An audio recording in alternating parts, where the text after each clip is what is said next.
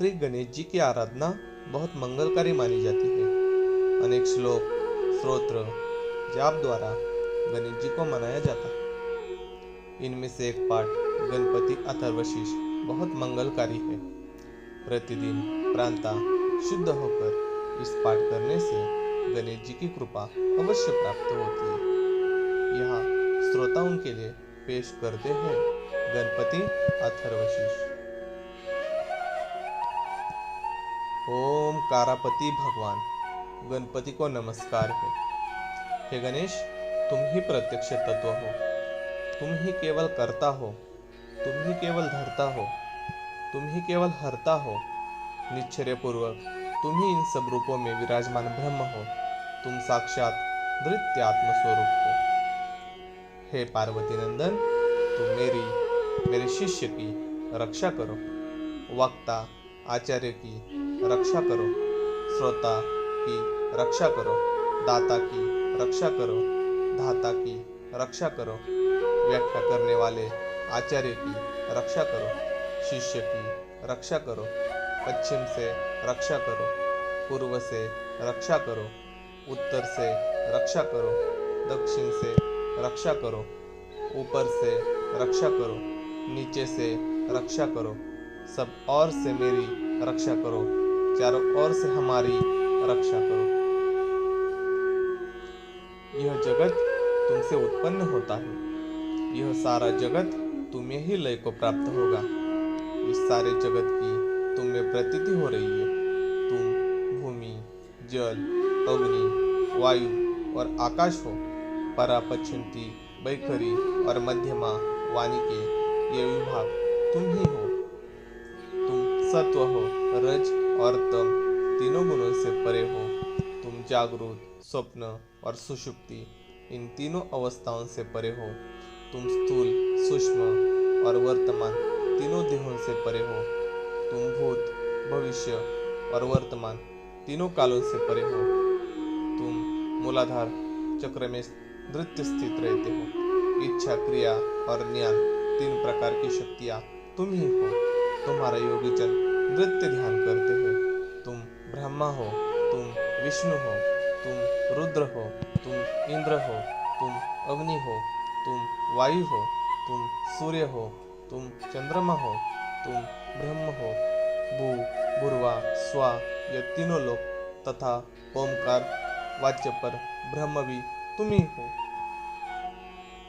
गण के आदि अर्थात कहकर पहले उच्चारण कर सकते हैं, उसके बाद वर्णों के आदि अर्थात अउच्चारण कर सकते हैं, उसके बाद अनुस्वार उच्चारित होता है। इस प्रकार अर्धचंद्र से सुशोभित ग ओमकार से अवरुद्ध होने पर तुम्हारे बीज मंत्र का स्वरूप ओम गण है। गकार इसका पूर्व रूप है, बिंदु उत्तर रूप है, नाथ संदान है, संहिता संविद है। ऐसी यह गणेश विद्या है।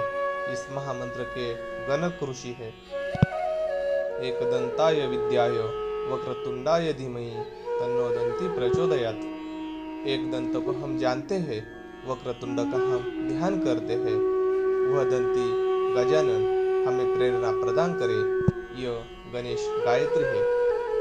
एक दंत चतुर्भुज, चारों हाथों में पाक्ष, अंकुश, अभय और वरदान की मुद्रा धारण किए तथा मूषक चिन्ह की ध्वजा लिए हुए, रक्तवर्ण लंबोदर वाले, सुप जैसे बड़े बड़े कानों वाले, रक्त वस्त्रधारी शरीर पर रक्त चंदन का लेप किए हुए, रक्त पुष्पों से भली भांति पूजित, भक्त पर अनुकंपा करने वाले देवता, जगत के कारण अच्युत सृष्टि के आदि में आविर्भूत प्रकृति और पुरुष से परे श्री गणेश जी का जो नृत्य ध्यान करता है, वह योगी सब योगियों में श्रेष्ठ हो जाता है। वार्त देव समूह के नायक को नमस्कार, गणपति को नमस्कार, प्रथम पति शिवजी के गणों के अधिनायक के लिए नमस्कार, लंबोदर को, एकदंत को, शिवजी के पुत्र को तथा श्री वरद मूर्ति को नमस्कार नमस्कार। यह अथर्वशीष अथर्ववेद का उपनिषद है।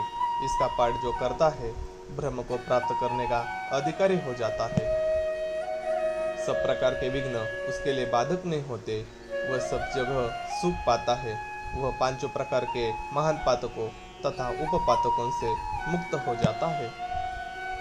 सायंकाल पाठ करने वाला दिन के पापों का नाश करता है। प्रातःकाल पाठ करने वाला रात्रि के पापों का नाश करता है। जो प्रातः सायं दोनों समय इस पाठ का प्रयोग करता है वह निष्पाप हो जाता है। वह सर्वत्र विघ्नों का नाश करता है। धर्म, अर्थ, काम और मोक्ष को भी वो प्राप्त करता है। इस अथर्वशीष को जो शिष्य न हो उसे नहीं देना चाहिए। जो मोह के कारण देता है वह पातकी हो जाता है। सहस्र हजार बार पाठ करने से जिन जिन कामनाओं का उच्चारण करता है उनकी सिद्धि इसके द्वारा ही मनुष्य कर सकता है। इसके द्वारा जो गणपति को स्नान कराता है वह उत्तम वक्ता बन जाता है। जो चतुर्थी तिथि को उपवास करके जपता है वह विद्यमान हो जाता है। यह अथर्व वाक्य है। जो इस मंत्र के द्वारा तपश्चर्या करना जानता है वह कदापि भय को प्राप्त नहीं होता। जो ध्रुवांकुर के द्वारा भगवान गणपति का यजन करता है वह कुबेर के समान हो जाता है। जो लाजो धानी लाई के द्वारा यजन करता है वह यशस्वी होता है, मेधावी होता है। जो सहस्र हजार लड्डुओं मोदकों द्वारा यजन करता है वह वांछित फल को प्राप्त करता है। जो घृत के सहित समिधा से यजन करता है वह सब कुछ प्राप्त करता है। 8 ब्राह्मणों को सम्यक रीति से ग्रह कराने पर सूर्य के समान तेजस्वी होता है। सूर्य ग्रहण में, महानदी में या प्रतिमा के समीप जपने से मंत्र सिद्धि होती है। वह महाविघ्न से मुक्त हो जाता है।